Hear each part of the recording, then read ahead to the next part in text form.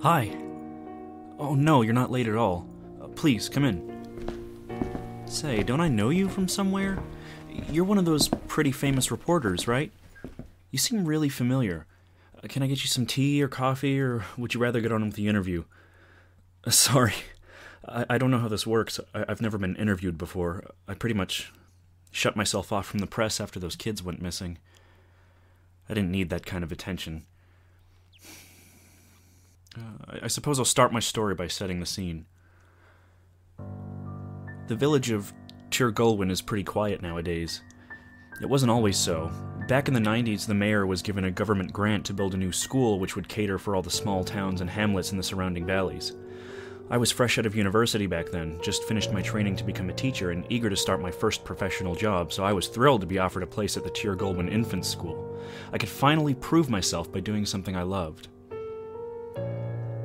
The dolls changed all that. A thick fog had rolled over the mountains and was dribbling down into Gulwyn Valley, clinging to the top of the lake and probing at the town with slim tendrils carried on a light winter breeze. The school bus had already arrived, and the children were lining up to go inside, shivering in their anoraks and school jumpers. I skimmed the register and noted that all were present, except for a 5-year-old boy called Gavin Lewis. His photograph, a gap-toothed boy with straw-colored hair, grinned up at me from the paper. Reassuring myself that attendance could not always be perfect, I ushered my class indoors and, shooting one last hopeful glance out into the white-tinged street beyond the railings, shut the door behind me. My first lessons went well, an introductory session to allow the kids to settle in and make friends on their first day, and then a reading group. The Hungry Caterpillar was a huge success, and the children left to change for gym in their respective changing rooms. I wandered outside. It was pretty chilly, and I was just debating whether or not to hold the class indoors when I heard it. A hollow, rattling noise. "Hello?" I called. There was no reply, but I followed the sound to the playground gate, which backed into the main road out of town. There was a little doll tied to the bars. I regarded it for a moment. A slightly misshapen object with a wool body and a face made from some kind of white ceramic material. A tangle of gaudy yellow thread was attached to its head, and the face had a disturbingly vacant, gap-toothed smile. The face of little Gavin Lewis came to mind, and I unhooked the doll from its string gibbet. It felt odd as I turned it over in my hands, heavier than it should have been, and solid beneath the soft exterior. I took it back to the empty classroom and examined it further. There was a seam up the back which seemed deliberately loose. I tugged at it, and the doll just fell apart in my hands. Bones, small and dry, spilled out onto my desk with a clatter which echoed the noise of running feet outside the door. I pulled my jacket over the mess just as the classroom was suddenly filled with excited children ready to play outside. My heart was pounding, and despite the cold day, I realized that I was sweating. What the fuck had I just found? "Children," I shouted, "we're going to have PE indoors today, okay?" This was met with a chorus of disappointed groans, but no objections, and they filed through into the gym hall. I arranged for one of the other teachers to keep an eye on the class, then hurried to the staff room. I found the number for Gavin's parents in the school's register and dialed it. No answer. I left an urgent request for his mother to contact me, then went to tell the headmistress. I showed her the bones, and she went white. "Are they human?" she asked. I told her I had no idea. After a moment's deliberation, we phoned the police. The first officer to enter the room recoiled at the sight. "Lord above!" he cried. His colleague turned one of the larger ones over in his hands. "They're chicken bones," he told us. I asked him if he was sure, and he told me that he'd grown up on a farm and was therefore well acquainted with animal bones. "What happens now?" asked the headmistress. "It's obvious that this is some kind of threat, or at the very least a sick joke." The men gathered up the remains of the doll and took some of Gavin's records. I was assured they would keep an eye on the school. True to their word, another patrol car pulled up outside the gates just as the first one left. Strangely enough, the rest of that day was fairly normal. The kids cottoned on to the mute horror being displayed by their teachers, but aside from a general air of nervousness, the schedule proceeded as normal. Eventually, the school day ended and parents, unaware of the eerie happenings, arrived en masse to collect their children. Those who were left caught the bus home. We did our best to make sure that everyone got away okay, but were wary about telling anyone what had happened. We didn't want to panic, especially when we didn't know what was going on yet. I was told that the police would call me in the morning to take a statement and that I should go home. The next morning, I checked my answering machine, but there was nothing from the police. I suppose I wasn't really surprised. This was 1998, post-Stephen Lawrence inquiry, so the police's reputation throughout the UK was at an all-time low. Such an oversight was definitely possible in my book. I waited for an hour, but figured that if they desperately needed to contact me, they could phone the school. I arrived a little later than usual, actually meeting some of the children as their parents dropped them off. This, coupled with the patrol car now parked in the corner, reassured me for a time. It took me 15 minutes to realize that the bus had not arrived. The playground was almost empty in comparison with the previous day. I put the few kids present to work on some story writing and phoned the bus company. No, they hadn't heard from the driver. He was probably just caught in traffic on his way through the next town along. Yeah, right. I felt ill. Something awful had happened to those children. The crushing pain of guilt hit me then. I should have warned the parents the day before. I needed air, and I stumbled into the playground.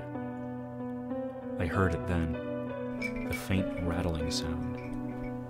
I can only describe it as like that of a bead curtain swaying in the wind. On autopilot, nausea forgotten, I wandered to the gate. Along the fence, in neat rows of identical gibbets, hung 32 little dolls. I didn't need to look at the register. I've always been good with faces. The children smiling up at me from their desks the day before were smiling at me now, faces frozen in elation. There was something off about their eyes, though. Painted in detail on the ceramic heads, the eyes told a different story. Fear, pain, and anguish registered in their expressions. Everything is a bit of a blur after that. I remember hammering on the window of the police car outside. It was about then that I saw the dolls inside. Slightly larger than the child dolls, and dressed in immaculate little police uniforms, complete with crude yet shiny epaulettes. I slammed the classroom door behind me, no longer caring whether the children knew something was up, and began to cry. What the fuck had I done to deserve this? I must have passed out at some point because I woke up on the beanbags in the reading room with a doctor taking my pulse. I tried to speak, but my voice was a hoarse whisper. The man reassured me that the children had been taken home and that the school was closed. More patrol cars were arriving by that time. They rolled out the crime scene tape, and I think I heard a helicopter going by. I was obviously in no fit state to give an interview, but I managed to tell them everything I knew before I was taken to hospital to be treated for shock. As they escorted me into the waiting ambulance, a reporter shoved a camera in my face and tried to take a photo. A policeman shoved him back as he did so, and I was shut inside the vehicle away from prying eyes. That almost concludes my part in this story. I quit my job and didn't leave my house for weeks following the incident, with one exception. It had been raining, and the fog outside seemed to have all but been washed away. I was listening to the local radio station when they began to jabber about a supposedly important update in the missing children case. Hikers had found the school bus, empty but intact, partway up a nearby mountain. Police were said to have closed off a nearby farmhouse and barn and weren't letting anyone through. Needless to say, I made my way up to the house. The area was heavy with reporters, and even as I parked up, TV crews were setting up for the midday news bulletins. Another thing that I noticed were the chickens. Several hundred at least, roaming apparently wild all over the compound. A uniformed officer abruptly halted my advance, blocking the garden gate. Over his shoulder, I glimpsed forensics teams moving into the house. What the hell had they found in there? "Sorry, mate. Crime scene. You're not allowed in." "Please," I said. "You don't understand. I need to know what's happened. We'll tell the press in good time, but for now I'm going to need you to get back to the cause." I went home, but kept the television on. For most of the day, they just repeated the same arbitrary details, that the house was unoccupied, that no arrest had been made, and the like. That evening, however, things changed. They played a short clip which looked to have been shot from a mobile phone, allegedly leaked footage. The cameraman is standing in a narrow hallway which ends with a downward staircase. He then descends into the darkness, and for a moment, it looks as though the clip has ended on a black screen. Suddenly, a dim electric light snaps on and reveals a basement area with damp stone walls, floor, and ceiling. He pauses and lets the camera pan over the area. The entire room is filled with strings of what appear to be white beads on strings, wall height.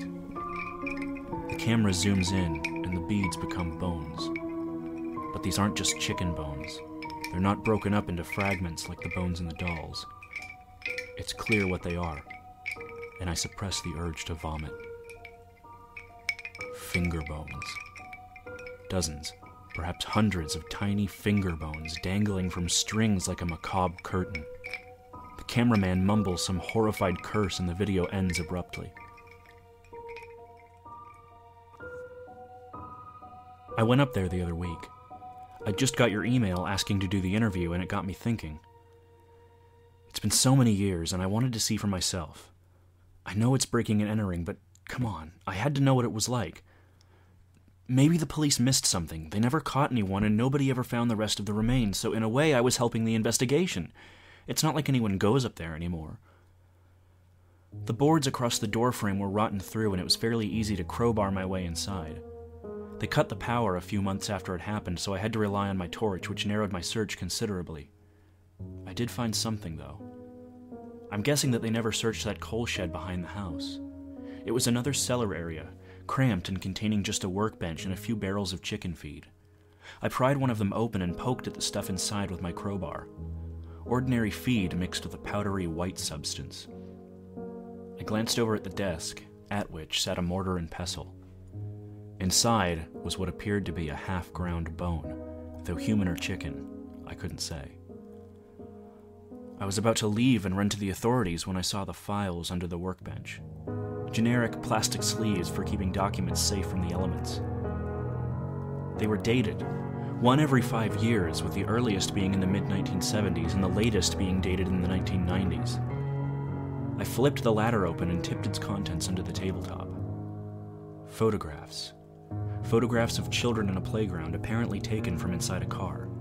Near the back of the pile, there was a picture of 2 police officers in a patrol car, oblivious to the presence of the photographer. The final picture was of me. Not just any picture, though. I remembered exactly where I was when it was taken. Blurred by movement and partially obscured by the hand of a police officer shoving the photographer away, I could just about make out myself being bundled into the ambulance.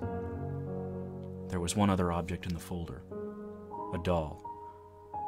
It was only half finished. The face hadn't yet been completed, and one of the arms had not yet been fully attached. The resemblance was uncanny, however. Everything was familiar, from the brown suit right down to the stupid teddy boy hairstyle which I had in the 90s. The doll was me. No, not at all. I was glad to help. I guess sometimes we get over events by reliving them enough times. I just hope I don't get in trouble for the break-in part. You won't publish that, right? Good. What's that? A fresh photograph of me? Sure, yeah. Go ahead.